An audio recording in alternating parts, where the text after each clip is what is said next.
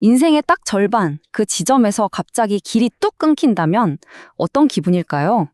오늘은 바로 그 이야기, 한국의 중장년층이 맞닥뜨린 거대한 삶의 전환점에 대해 좀 더 깊이 들어가 보려고 합니다. 보통 49, 쉰을 앞둔 나이면 축하를 받아야 하잖아요. 그런데 많은 분들에게 이 나이는 축하가 아니라 뭐랄까 절벽의 시작이라고 합니다.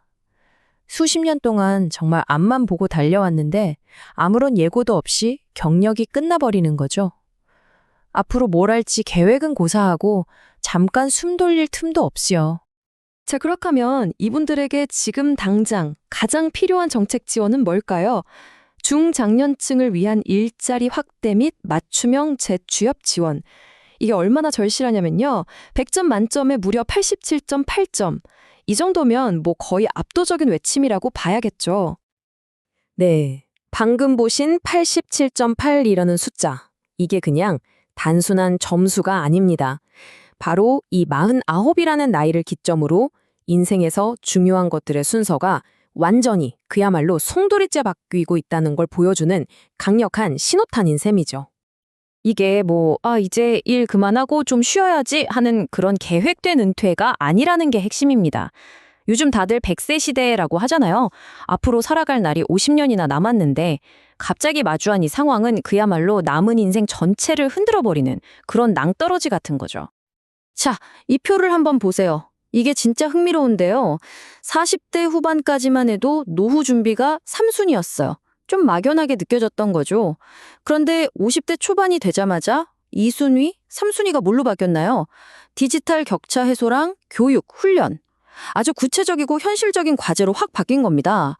아, 지금 당장 뭘 배우지 않으면 정말 큰일 나겠구나 하는 그런 위기감이 확 느껴지지 않으세요? 결국 이 모든 고민과 관심은 딱 한 가지로 모아집니다. 바로 일자리죠. 이 세대에게 가장 절실하고 또 시급한 문제. 바로 의미 있는 일을 다시 찾는 겁니다. 요즘 같은 세상에 일자리를 다시 구하려면 디지털 능력은 이제 선택이 아니잖아요. 필수죠. 필수.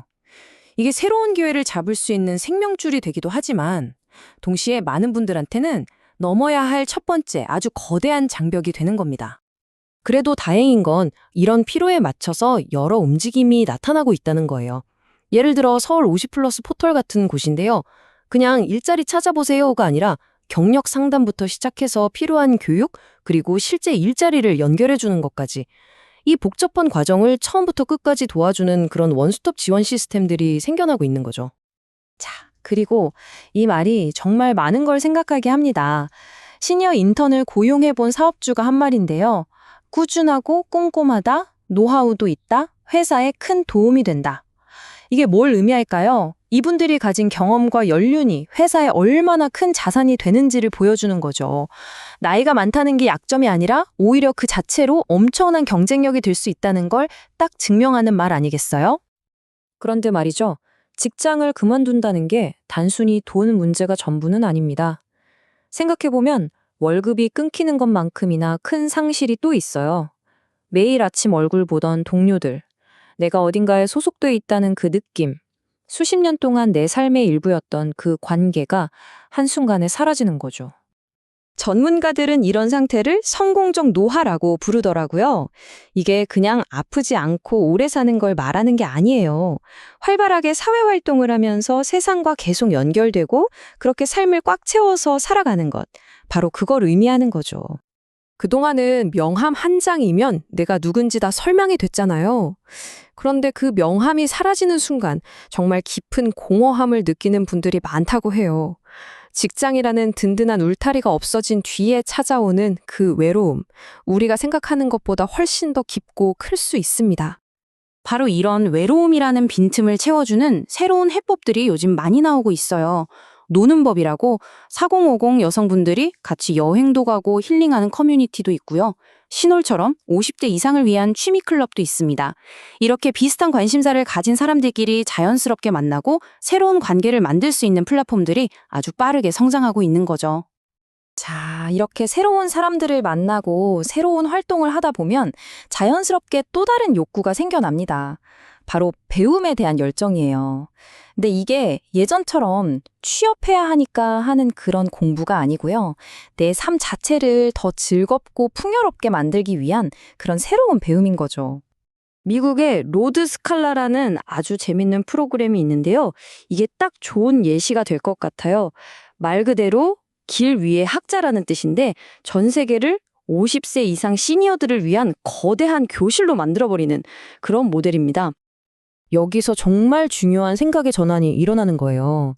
여행이 그냥 좋은 풍경 보고 사진 찍는 광경에서 끝나는 게 아니라 그곳에서 뭔가를 직접 배우고 새로운 경험을 하면서 나만의 의미를 찾아가는 목적 있는 여정으로 바뀌는 거죠. 완전히 다른 차원의 여행입니다. 자, 그럼 지금까지 우리가 살펴본 것들 있잖아요. 이 일, 새로운 관계, 그리고 배움에 대한 이 새로운 열망들. 과연 이런 변화들이 우리 사회의 미래를 어떻게 바꿔놓을까요? 한번 그 청사진을 그려보겠습니다.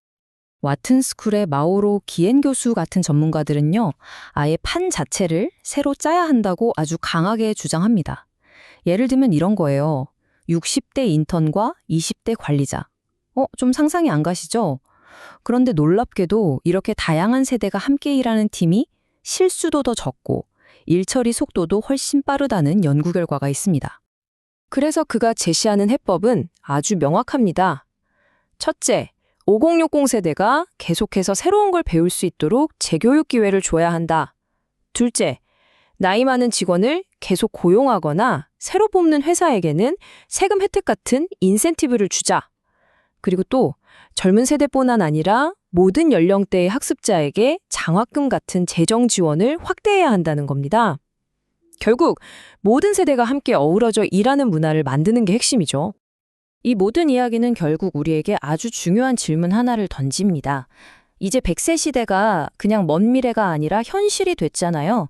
이런 세상에서 진정으로 성공적인 인생의 후반부란 과연 어떤 모습일까요? 이건 우리 모두가 한 번쯤 깊이 생각해 봐야 할 문제가 아닐까 싶습니다.